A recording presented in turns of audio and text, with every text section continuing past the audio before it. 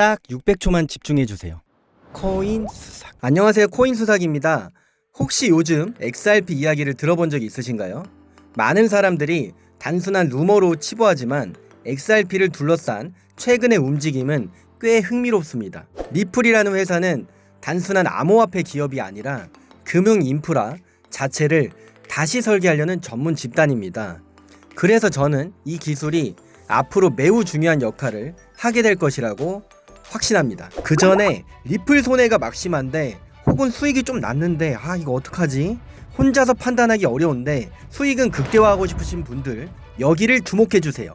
100억 투자자들의 투자 비법이 담긴 전자책을 받아가실 수 있습니다. 화면 아래 더보기를 클릭하시거나 영상 고정 댓글을 확인하신 후 키워드 답변에 리플 수익 혹은 XRP 수익이라고 남겨주세요.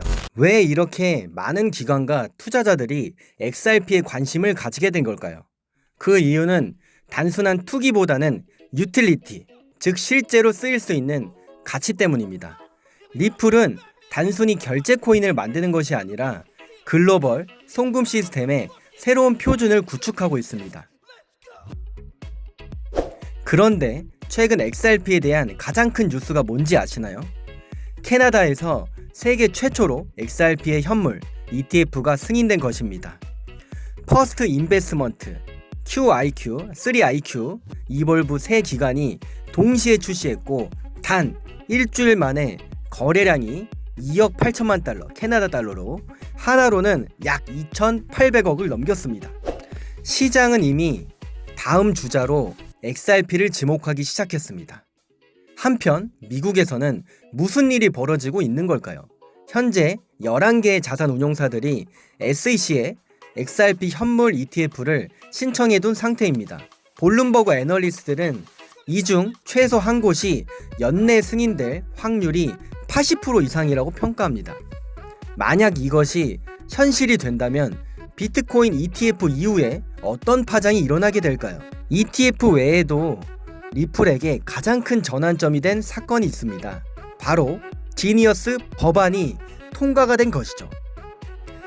이 법은 미국 역사상 처음으로 달러 기반의 스테이블 코인에 대한 명확한 연방 기준을 제시했습니다. 그럼 이 법이 XRP에 어떤 영향을 미칠까요? 지니어스 법안의 핵심은 아주 간단합니다. 모든 스테이블 코인은 100% 현금 자산으로 담보가 되어야 하고 매달 회계 감사를 받아야 하며 소비자 보호 기준을 충족해야 합니다. 이건 규제이자 동시에 합법화의 신호입니다. 이제 리플의 자체 스테이블 코인 리얼 USD가 명확한 규제 아래에서 XRP 레저 위에 안전하게 운용될 수 있는 환경이 마련되었습니다. 리플에게는 불확실성이 제거된 셈이죠. 이제 남은 건 실제 도입뿐입니다. 리얼 USD가 본격적으로 유통이 되면 리플의 핵심 기술인 ODL이 어떻게 바뀌게 될까요? ODL은 XRP를 중간 다리로 사용을 해서 전 세계 은행 간의 결제를 단 1초로 처리합니다. 그렇다면 국제 송금은 어떻게 변하게 될까요? 예를 들어서 한쪽 은행이 달러를 리얼 USD로 전환을 해서 XRP 레저로 전송을 하게 되면은 다른 나라의 은행은 거의 즉시 다시 현금으로 전환할 수 있습니다. 수수료는 거의 0%에 가깝고 속도는 기존의 시스템보다 수백 배는 빠르게 됩니다. 이게 바로 리플이 추구하는 미래 결제 시스템입니다.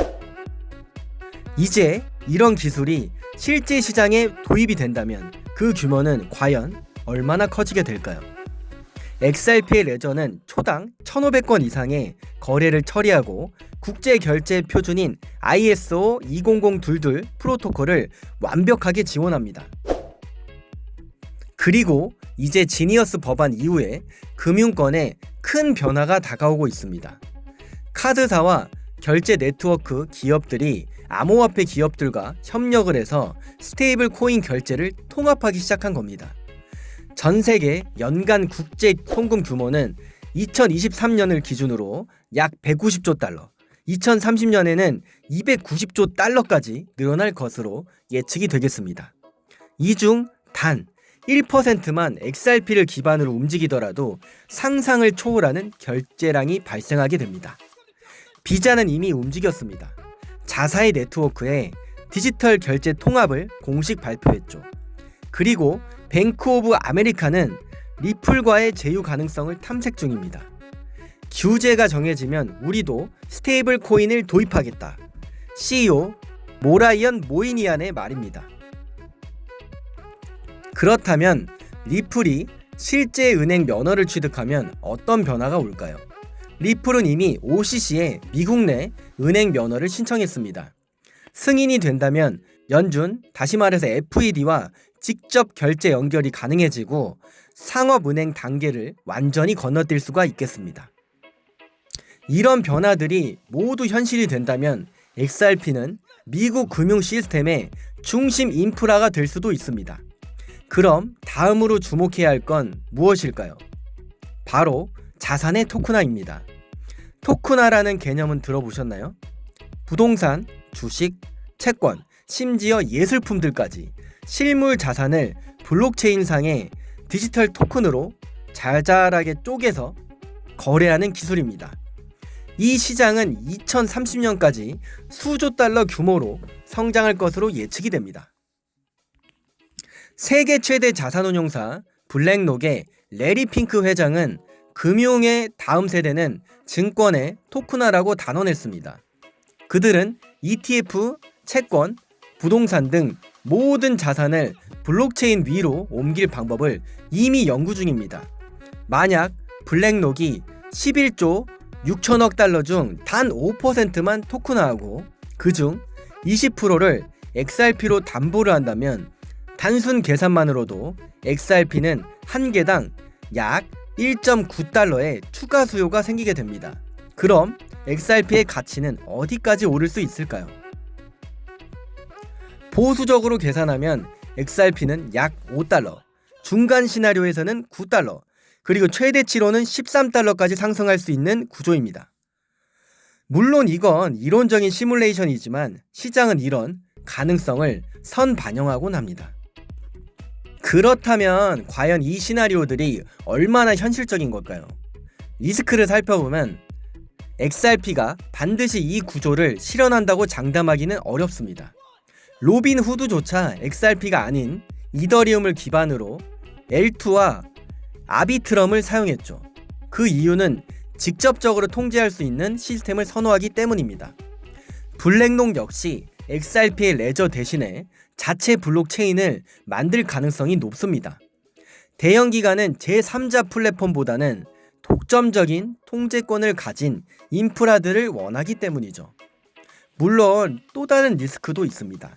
중앙은행이나 국가가 10억 달러 규모의 자산을 이동할 때 하루에 10%씩 변동하는 코인을 사용할까요? 현실적으로는 변동성이 없는 스테이블 코인이 선택될 것입니다. 그렇다면 리플의 성공이 곧 XRP의 성공을 의미하는 걸까요? 반드시 그렇지는 않습니다. 리플이라는 회사가 번창을 하게 되더라도 그 수익이 XRP 토큰의 가격 상승으로 직접 연결된다는 보장은 없습니다. 결국 중요한 건 바로 이 질문입니다. 당신은 XRP를 단순한 코인으로 볼 건가요? 아니면 미래 금융 시스템의 핵심 인프라로 볼 건가요? 정답은 누구도 모릅니다. 하지만 데이터와 구조를 보면 이건 단순한 투기, 그 이상이라는 건 분명해 보입니다. 여러분은 어떻게 생각하시나요? XRP는 과대평가된 꿈일까요? 아니면 우리가 살고 있는 금융세계의 다음 버전일까요? 그 전에 리플 손해가 막심한데 혹은 수익이 좀 났는데 이거 어떡하지?